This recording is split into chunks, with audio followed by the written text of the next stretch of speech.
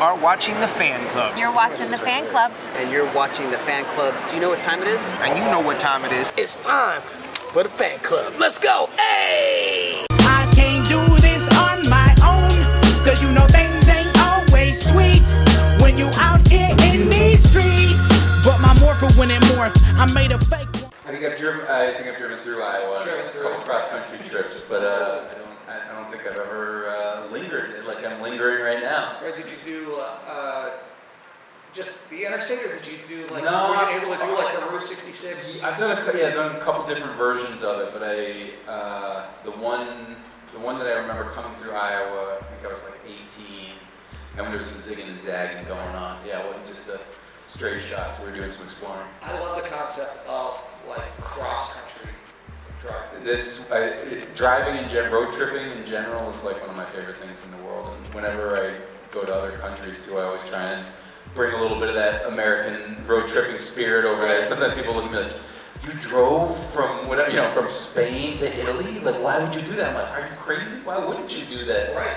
Yeah. So I don't know. It's I love being in a car with some music and just taking the scenery. Do you like group trips or like by yourself, so it's just you? Yeah, kind of just me. I mean, I don't mind being just solo. I mean, if you have good company or whatever, that's fine too. But yeah, I kind of like just being a man on the road with his thoughts and some good music. Where do you call home now? I live in Los Angeles. You live in Los Angeles. Yeah. Do you ever get used to that LA lifestyle? Or is it just? No, I mean, yeah, I guess yes and no. But no, I grew up. I'm originally from New Hampshire, so it's obviously very, very different. I grew up in like the woods, basically. Right. So yeah, I don't think my body has ever fully kind of adjusted to the chaos of like a mega city like Los Angeles. But I also, there's like little pockets of LA that feel somewhat sane and not whatever, like Hollywoodized. And that's why I sort of have managed to secret myself away in one of those pockets where I can't be found. A lot of people over the past couple of years have been moving away from LA and going to and living in Montana and places like that because the pandemic definitely sort of, I think, accelerated that trend. But that was already happening a lot just because for years. Sorry, I interrupted you. No. But that trend had already been happening because for years, people had just stopped auditioning in person for jobs. Yeah, so what they get to is that was becoming less and less common, and then the pandemic just completely stopped it. And so then people were like, well, if I don't need to be in LA for anything business related except for like the odd meeting here or there, then why would I be? So then you have people living all over the damn place. And honestly, it sounds pretty good to me in a lot of ways. But I also have a lot of friends, and my brother lives there with his kids, so it's at some point I think I might make the break. But for now, it's still got its claws in it. So what got you interested into acting to begin with? Was it something that you always felt that was inside of you? Yeah, this is a bit of a virus. Yeah, I mean, I grew up, I think I'm like a very theatrical person by nature, like family videos and stuff are a pretty early sign of me being a ham. And then did, school theater when I was a kid and doing all the, local theater production plays and stuff. It definitely wasn't something that I had like career ambitions for, but I don't think I had career ambitions for anything. So, yeah, I think it was.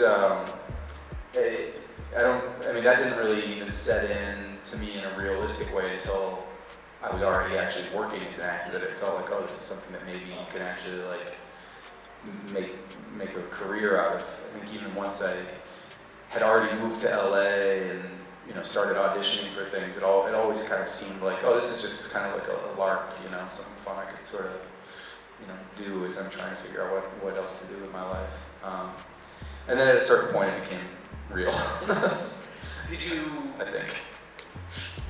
Did you see yourself? I don't think you didn't necessarily see yourself as a working actor, but when you started moving towards that way mentally, did you envision more movie? You want to be in movies? You know, character actor, television shows. Yeah, I don't know. I think it's hard to say. I don't think and I still don't have any. You know, people say like, "Oh, what's your dream role?" or something like that. I don't think that really exists necessarily. I think, yeah, as in general, it appeals to me now, and I think it all like the actual the work itself of being on sets, I love. So, you know, specific to, I don't know, a certain kind of work, I don't know, I'm always kind of surprised by what is fulfilling to me in different ways, you know, and I've had the good fortune doing a lot of different kinds of work and different kinds of characters, and again, I'm always kind of surprised, like, oh yeah, I'm finding things about this character, about this type of project that I might not have necessarily thought was like my kind of thing, or wouldn't necessarily be something I would watch. And then after the fact, I'm like, oh, that was such a wonderful experience for a variety of reasons. I would think that, you know, you're younger and you. Well, thank you. Well, when you hear the term, you know, soap opera and things like that, I'm sure that's not something, right? That, you know, that you're like, oh, there's no way, you know, like that's for those other people, right? Right, yeah. You have a long stretch on Young and the Restless. Yeah, I mean, long-ish, I guess. I was on it for a year, you know, which you can get a lot of episodes of a soap opera in a year. But yeah, I mean, that's a great example of a show that, you know, I don't think I'd ever seen a soap opera until I was on one. And then, you know, you just kind of sort of sink into the mayhem of it and the craziness of these storylines. But again, but it was also, you know, I was very young at that time, didn't have a lot of experience. And so it was just interesting to me to be in that environment of this, of the family of people who create these shows and kind of the vibe on those sets, and it's super weird and funny and like, you know, just many moments where you're like, is this real life? Like, what am I doing here? But also great, you know, and I still have, you know, several friends from, you know, those shows, which is almost 20 years ago now. So. That's incredible. Yeah, exactly. To have that. Maybe not that long, but it was a long time ago. To be on a show like Young and the Restless that has such, you know, a history. Yeah. Again, as you said, that's something that you never saw yourself. But Sure. on the opposite side of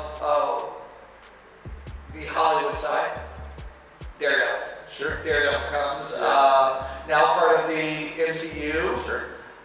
Were you a fan of Marvel Comics when you were younger? Yeah, definitely.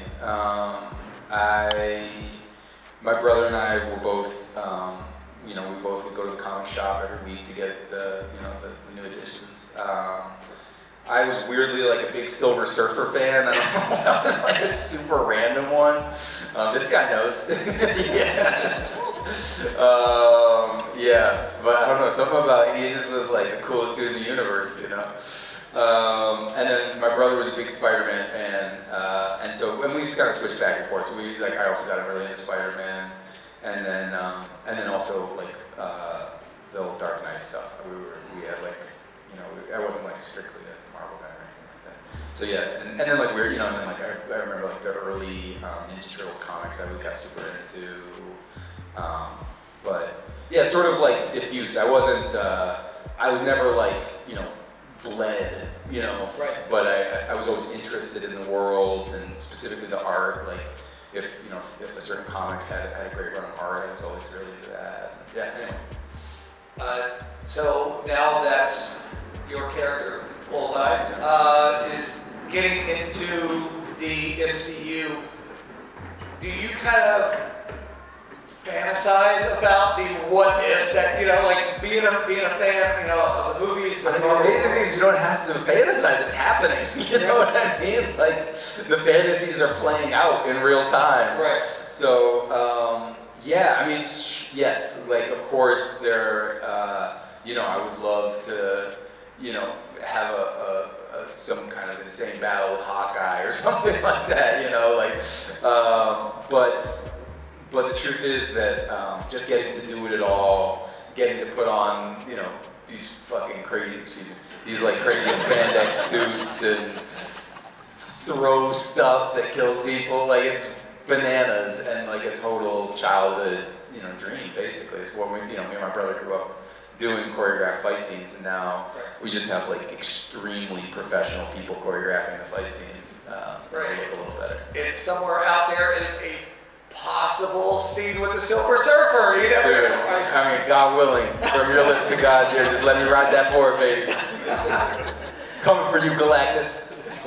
You mentioned the spandex. Yeah. What was it like the first time that you saw yourself in the costume? Oh my God, I've got a nice butt.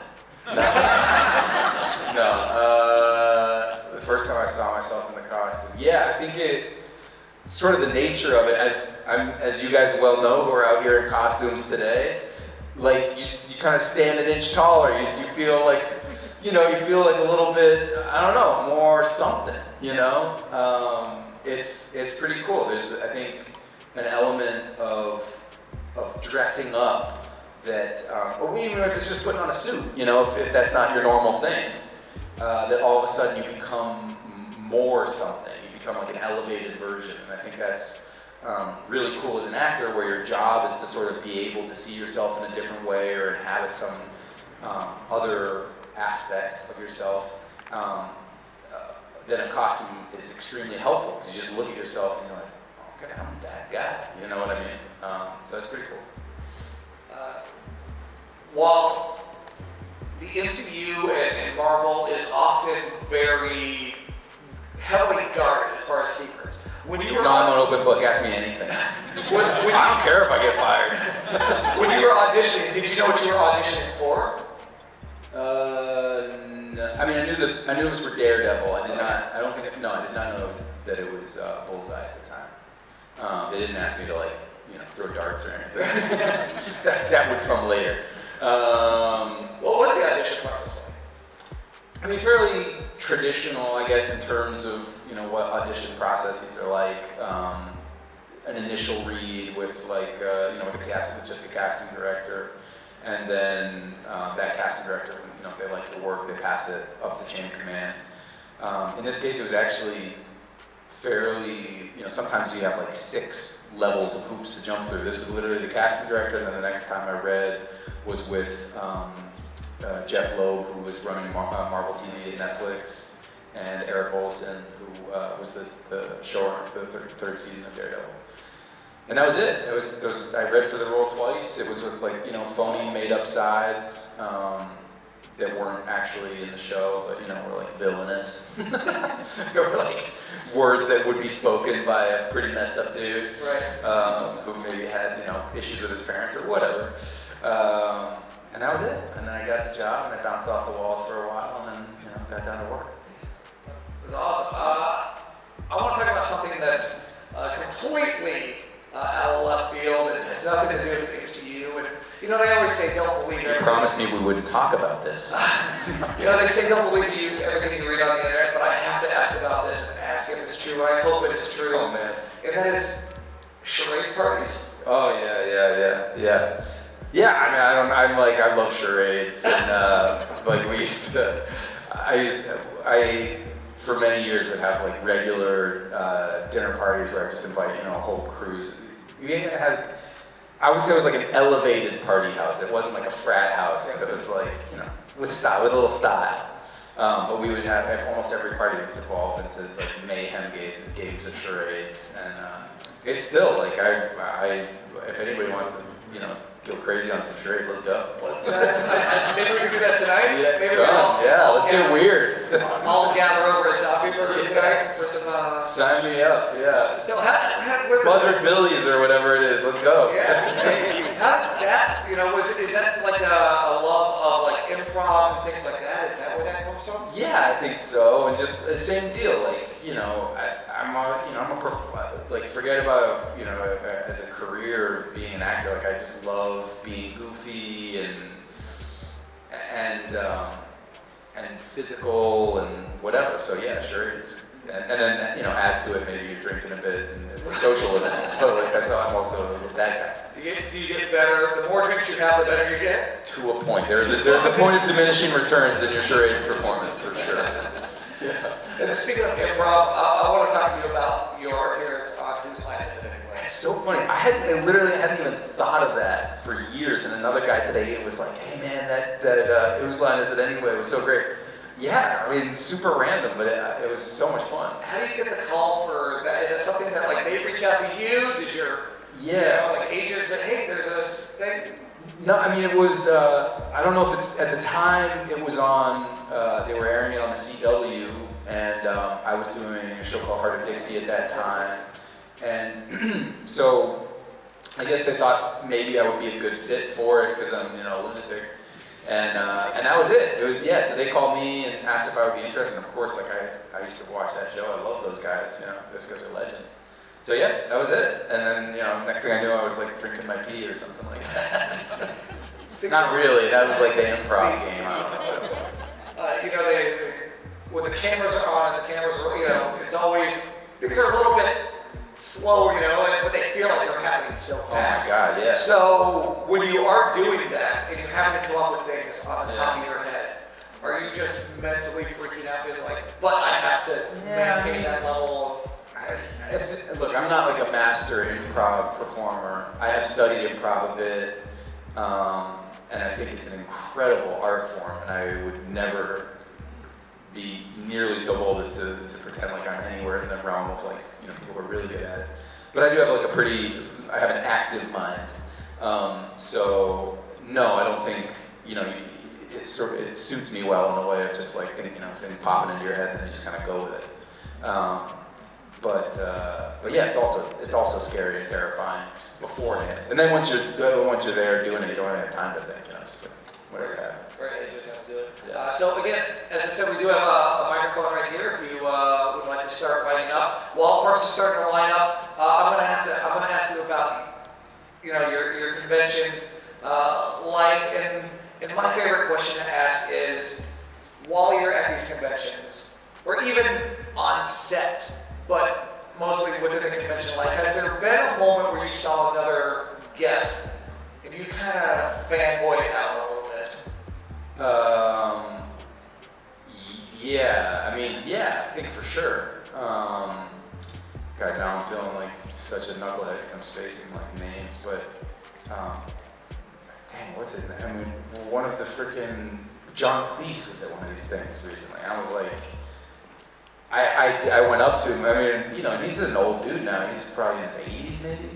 But I went up to him and I was like, dude, you like fully shaped my understanding of what comedy was. Like when I was a kid, like thank you, like I didn't, So that was, it's cool. It's an amazing thing. I'm definitely, my wife's always giving me shit for it because like I'm so shameless.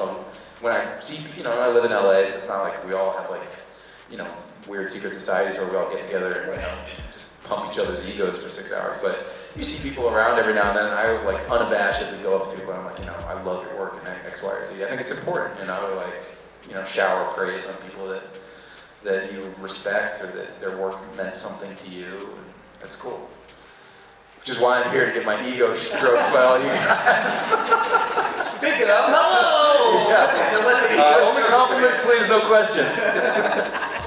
Hi, Mr. Bethel. I'm a huge admirer of your work. Yes, keep it coming. You are amazing. My question to you is, before you were cast as Bullseye, is it true that you were one of the finalists to play Captain America before Chris Evans was cast? That is true. Yeah. It was one of the coolest, scariest, and ultimately most heartbreaking moments of my career. But it was amazing, honestly. In terms of not to go kind of too overboard, but in terms of kind of the moment in my career where I think I started taking myself and the job itself seriously on a different level was at that time. Because until then, it had sort of felt like, yeah, whatever, this is like fun. I'd done a year on a soap opera, that's something I could laugh about, and ha. And then all of a sudden, like, you're putting on a Captain America suit, and like, people are taking you very seriously, and if you don't take yourself seriously at those moments, then you're kind of an idiot. Did you get the whole shield? I got the whole thing, man. Yeah. We did two separate screen tests, and they built whole, sets on stages, and there were extras and the whole. I mean, it was like, up to that point, it was the biggest thing I had done, and it was just a test. It was just a screen test, and it was so exciting and just crazy, But anyway, some other guy got it. I can't remember his name, but the movie sucked. Like all the other Avengers, though, great guys. Yeah. Thank you. Any other questions about the roles you did again? Yeah, no. If we can keep those going. And really just whatever skeletons you want to drag out of my closet, let's go. God, you were supposed to make me feel better! I'm kidding, dude. That's a great question, honestly. I think it's important to also recognize, formative failures, Or not, it wasn't a failure, but whatever, shit. Anyway, thanks. So, you've been through quite a few different movies and shows and everything from the past. With your kind of experience that you've been through, what can you say is the role you probably learned the most from? That's a great question, man. I think Dex probably, insofar as I think it challenged me the most and maybe the most insecure. And I feel like usually when you're doing something that's really scary, it makes you feel like you can't do it, it's probably the thing you should be doing. You know what I mean? But it was really hard for those reasons too. It's hard, it's really hard. Sorry, that was a Dex pull. Yeah. It is kind of an opposite from some of the past roles you've had. Yeah, exactly. Yeah. So, I think that was the process for me was in terms of I think what you were talking about in terms of growth was just what it means to lean into something that you really don't know if it's going to work. And I'm in general not really great at that. I tend to be a little risk averse. So that was a cool thing to be doing something, and I literally sort of constantly was like, am I fucking this up? Am I ruining this character for people who care about this stuff? And that's part of what has since made the response that, I think a lot of people have felt that character feels so gratifying. It's like, I didn't know what the fuck I was doing. You know what I mean? But anyway, yeah. And there's a second part to that? Oh no, sorry, it sounded like you had a second part to it. Thank you. Hello. Look at that, a little short here. All right. What would happen to be your favorite fight sequence in Daredevil? Hands down, the bullet scene, yeah. And how long did it take you to film that last one? The very last one? Yeah. The three-way with this? Thing going on, yeah. What's still insane to me about all of those fight scenes, and not just mine, but also the Daredevil scenes. If I'm correct in this, there's not a single one of those that was longer than 1 day to shoot. Which is, to put that in context, I don't even know, but whatever, some of these scenes that, might be in one of the MCU movies, they might shoot one of those for 2 weeks or more. So to get the quality of some of those scenes that they executed in that show and the kind of time frame that it is, it's just absolutely staggering. But yeah, 1 day. And then one night. One quick one, did Colin Farrell ever reach out to you and be like, you totally killed that role? Let me check my phone, but not yet. Yeah. Thank you. Hello. Hi there again. Such an honor to meet you again, by the way. Yeah, this is, by the way, this dude shows up in his bullseye shirt, his bullseye hat, and we got, dude, there's a few legit bullseyes out here. I love this. So my question, to no surprise, is going to be about Daredevil. Yeah. I'll speak a little coyly because I'm sure the Marvel snipers are watching. They always seem to have a sideline. But if Dex was thinking in Born Again about rebranding, do you think he might put a target on his forehead of any kind, whether that be a tattoo or a scar? Or... it seems like you're trying to get Wilson Bethel to put a target on his forehead. Yeah, well, they already, I'm sure they're watching right now. I'm gonna have to elegantly pass. Elegantly pass on that question. And my second question, this is a super quick one. How would you expect for kind of going forward with Daredevil to top the 11.5-minute hallway one-shot at the prison? I mean, I don't think, let me put it this way. I don't think you top that on its own terms. You have to come up with new ways to be inventive and electrifying and, badass and whatever else. So I have seen some of the fight sequences from the new series. They are absolutely incredible. And I think they hold their own against the absolute best of what has previously been done. Thank you so much. Hi. Hey there. Like my costume? You look good, brother. Thank you. So I got an interesting question. If Marvel is allowed that you can say, will we ever get a comic accurate bullseye costume like I'm wearing? Nobody will rock it like you move, my man. But Thank you. I can't answer that. I don't know. I honestly don't know. Okay. Thank you. Yes, indeed. Hi. What's How's it going? Good. So when you were going into Bullseye, was there any outsider influences as to what you were thinking as to what you could add to the character to make it different from Colin Farrell or just whatever? Just something from other movies? Sure. No, that's interesting. I still have never seen the Daredevil movie. So obviously people make references to the Colin Farrell character. I've seen little clips of it. It seems pretty wild. But I've never seen it. So I don't, I did not pull anything from that specifically. The quality of the writing that was being done for the character in that season made it much easier to understand what could very easily be sort of an impenetrable character or just a one-layered character or whatever. So it gave me a lot to work with in terms of somebody who's just, then you're not looking at it as how do I access a supervillain? No, how do I access this really troubled guy who has certain systems in place so that he can function in life. But clearly there's a lot of other stuff going on underneath that. Would you say you had to tone that down at all? When Disney came in, do you feel like you had to take some of those things away, or? No, definitely not. No, the character's the character, man. So yeah. Sweet. Yeah. Thank you so much. Yeah, just get to keep exploring it. Yeah, thank you. Thank you.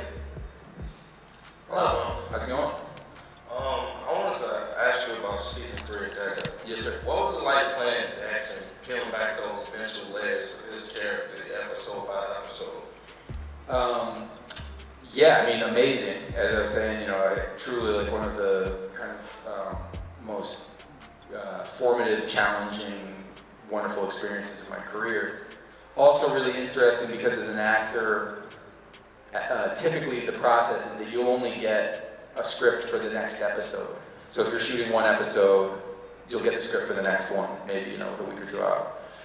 So you have time to start working on it. But that just means that in the same way that as viewers, you're watching this story unfold as a performer, as a person who's embodying it, you're learning more about the character as you go. You're getting more information about the journey that they're on. So you're just sort of deepening over time. And that experience of being along for the ride of this character is actually part of what makes the process of it so cool and special when it's done well. It can the opposite can also be true. That you're you're reading your script and you're no, they're screwing it up or whatever. And that's also very common. But fortunately, that was not at all the experience of doing that season of the show. And it just felt like it kept getting richer and weirder and more interesting and more a character that I felt like, oh, this is a real person that I can connect to. Did a great job. Thank you, man. Appreciate it. Bring the compliments. Yeah. Hello. So you definitely strike me more as a hero. Captain America is fitting, right? When I talk to you, I see you. Yeah, I appreciate it. So you're a terrifying villain. Something that I wouldn't have seen you in the role of as a villain if somebody were to say he's the bad guy, right? So, what mentally, like what direction did you follow to take and run with? Because you went from being very manipulative at the beginning of season 3 to very manipulated at the end. So you had to go through some transformations. Like what direction did you run with to be able to? Well, clearly you are not familiar with my run on The Young and the Restless, where I also played a psychologically manipulated psychopath. I missed that scene. Yeah, you've got a lot of catch up to do to get there. No, but I'm actually I'm not a bullshit. Like, weirdly, there were similar elements in that character. I think, the sort of short answer to your question is that I think we all have many different facets to our personalities, in our internal lives, and the way that we present ourselves externally. So that on the one hand, I find it very easy to play, a character like Wade Kinsella or something like that. If you're a Heart of Dixie fan, who's like, sort of a good time guy and very extroverted. And on the other hand, that feels like a real part of me, that Wade Kinsella. But on the other hand, there's a part of Dex that really feels like part of me too. It's just maybe not a part that I'm as willing to show the world. So you don't kill people? I don't kill people yet. But there's certainly really strong connections that I feel to that character, even though, the thing I kind of always say is that, like, as an actor, I think you're always sort of messing with the dials. So, like, for a certain character, you might dial one element of yourself up to a 10 and dial another element of yourself down to a 2. Another one you do, whatever. And so Dex, I just got to dial up, sort of the weirder, more shameful, more hidden, sides of myself maybe that I'm not, or just the things I'm not as comfortable with, and just dial that up a lot. Like, one funny little anecdote is that, like, when the show came out, and there's that scene of Dex after he's just done the Bulletin Massacre or whatever, and he's vacuuming in the Daredevil suit. That's 100% what I would do after massacring an office full of people. Like, no question, I would go back to my house and vacuum. Yeah. All right, so we have about 10 minutes left. We'll get through about 4 or 5. I'll make it faster. Yeah, I'll get through you guys. My first question is, what was it like working with Charlie Cox? And my second one is, what would happen if Bullseye became a herald for Galactus? Wow, that's a baller idea. Working with Charlie Cox, amazing. He's just, I'm sure a lot of you guys are familiar at this point with his interviews and stuff, but he's just the most lovely, gracious guy, and yeah, just a joy to work with, and also, very, very, very good at what he does. And the answer to part 2 is yes. Let's do it. Thank you. Thank you. Hello.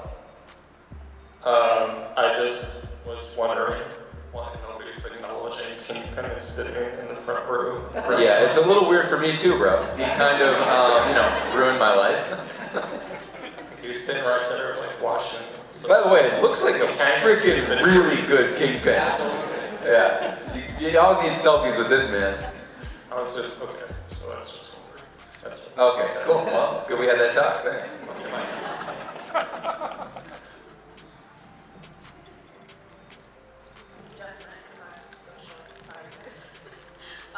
So I definitely understand if you can't answer this first question, but there's a whole contingent of people who would be really mad at me if I didn't ask. Okay. Who are extremely worried about what's going to happen to Foggy Nelson in Born Again, and are really hoping that there's a serious change from that lead original script where he got killed off. So hypothetically, I don't know why you're worrying about Foggy, not me.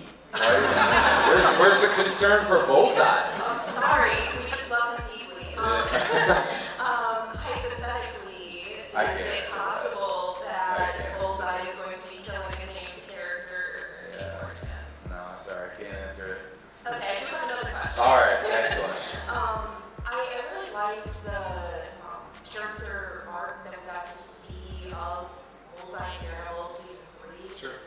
something that's sort of continued in Born Again? Do we get some more interiority to your character? Absolutely. Yeah, I think that was something that was really important to me for sure, and I think they get it. Yeah.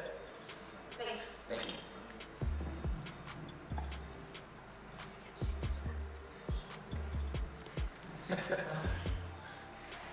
Okay, so my question for you is, since you've been in the industry for a while, how do you pick and choose like your passion projects that you're going to work on? Yeah, that's a great question. I mean, I think I've gotten better at it over time, but I think the main thing is just listening to your gut, you know, listening to your gut about if the character speaks to you, if the script speaks to you. There's certainly not like a rule about it, but I think for all of us who are, you know, fans of art and, you know, shows and stories, you know within 5 minutes when you're sitting down to watch something, whether it's speaking to you or not. And I think it's the same thing from my perspective. So I'm just trying, over time, I think I've gotten better and better at listening to that voice that says, yeah, this is one that you should go for. So how did you know then that this was the character for you that you're currently working on? Because Chris Evans wasn't up for the role. Yeah, exactly. Yeah, I took out his freaking kneecaps. Yeah, I think even from those, you know, like I said, like even when I first auditioned for the character, they weren't even really the actual, you know, lines from the show. But I just had a sense that there was, first of all, I had already seen the show, I had seen the show, so I knew that it was a special show. And then the character, I saw how much fun it would be to play a bad guy. I mean, I didn't know what bad guy I was playing, but I'd always wanted to play a bad guy. I actually had done a little bit, and so I just saw, like, oh, dude, this could be amazing. So yeah. Thank you. What is up, Spider-Man?